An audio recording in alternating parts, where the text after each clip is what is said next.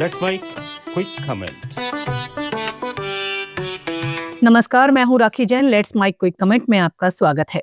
आज हम एक ऐसे मुद्दे पर बात करेंगे जो पिछले कुछ दिनों से देश की राजनीति और समाज में बहस का केंद्र बना हुआ है। वंदे मातरम गीत को लेकर केंद्र सरकार की नई गाइडलाइंस और उससे जुड़ा विवाद। ये सब वंदे मातरम की रचना के 150 वर्ष पूरे होने के उपलक्ष्य में शुरू हुआ। बंकिम चंद्र चट्टोपाध्याय द्वारा लिखित ये गीत स्वतंत्रता संग्राम का प्रतीक रहा है।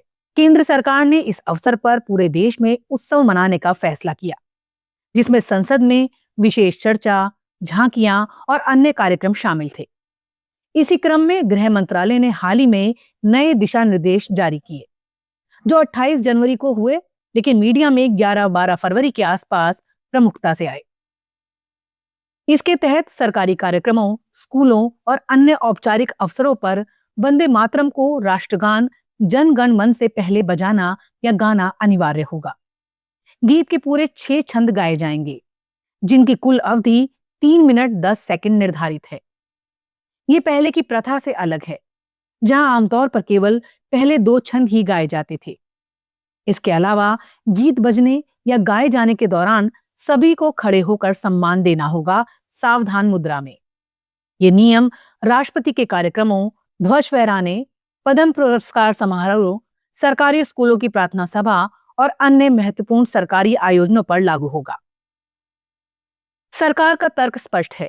ये गीत स्वतंत्रता आंदोलन का महत्वपूर्ण हिस्सा है और इसके पूर्ण रूप को अपनाकर हम अपनी सांस्कृतिक विरासत को मजबूत कर रहे हैं। कई लोग इसे राष्ट्र प्रेम का प्रतीक मानते हैं, जो सभी नागरिकों को एकजुट करता है। समर्थकों का कहना है ये कोई धार्मिक अनुष्ठान नहीं, बल्कि मातृभूमि के प्रति सम्मान है। लेकिन इस फैसले ने तुरंत विवाद खड़ा कर दिया। कई मुस्लिम संगठनों ने इसका कड़ा विरोध किया है। All India Muslim personal law board ने इसे असंवैधानिक और धार्मिक स्वतंत्रता के खिलाफ बताया। बोर्ड के महासचिव मौलाना मोहम्मद फजलुर रहम मोजद्दी ने कहा, यह मुसलमानों की धार्मिक मान्यताओं से टकराता है, क्योंकि गीत के कुछ छंदों में मातृभूमि को देवी रूप में चित्रित किया गया है, जो इस्लाम के एक ईश्वरवाद के सिद्धांत से मेल नहीं खाता। जमीयत उलेमा ए हिंद के अध्यक्ष मौलाना अरशद मदनी ने इसे मनमाना और एक तरफा फैसला करार दिया, जो संविधान द्वारा दी गई धार्मिक स्वतंत्रता पर हमला है। दोनों संगठनों ने इसे सुप्रीम कोर्ट में चुनौती देने की बात कही है। विपक्षी दलों ने भी विरोध जताया। वामपंथी दल जैसे सीपीआई और सीपीआई-एम ने इसे अनावश्यक विवाद खड़ा करने की कोशिश बताया। तृणमूल कांग्रेस और कुछ अन्य नेताओं ने कहा कि संविधान के अनुच्छेद 25 और 51A के बीच संतुलन बिगाड़ा जा रहा है। कुछ नेताओं का तर्क है पहले 2 छंद ही पर्याप्त हैं, जैसा कि संविधान चर्चा की सभाओं और रविंद्रनाथ टैगोर की सलाह पर तय हुआ था। इस विवाद की जड़ें पुरानी हैं। 1937 में मुस्लिम लीग के विरोध के बाद कांग्रेस ने केवल पहले 2 छंदों को आधिकारिक रूप से अपनाया था। तब से मुद्दा समय समय पर उछलता रहा है। आज का फैसला उन पुराने छंदों को वापस लाने जैसा है, जो कुछ लोगों को असहज करता है।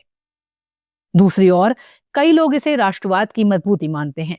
उनका कहना है मातृभूमि को मां कहना कोई पूजा नहीं, बल्कि भावनात्मक जुड़ाव है। समाजवादी पार्टी के अबू आजमी जैसे कुछ मुस्लिम नेताओं ने यह भी कहा, यह गीत मुसलमान विरोधी नहीं है और देश का सम्मान सभी को करना चाहिए। यह मुद्दा सिर्फ गीत का नहीं, बल्कि भारत की बहुलतावादी पहचान का है। एक तरफ राष्ट्रीय एकता और सांस्कृतिक गौरव की बात है, तो दूसरी तरफ धार्मिक संवेदनशीलता और संवैधानिक अधिकारों की। क्या अनिवार्यता से राष्ट्र प्रेम बढ़ता है या मजबूरी से विभाजन? क्या पूरे छंद गाना सभी के लिए स्वीकार्य हो सकता है? ये सवाल अभी अनुत्तरित है। सरकार के सामने चुनौती है कि वो इस विवाद को संवाद से सुलझाए, ना कि और गहरा करे। मुस्लिम संगठनों की आपत्ति को सुनना और यदि जरूरी हो तो स्पष्टीकरण देना जरूरी है।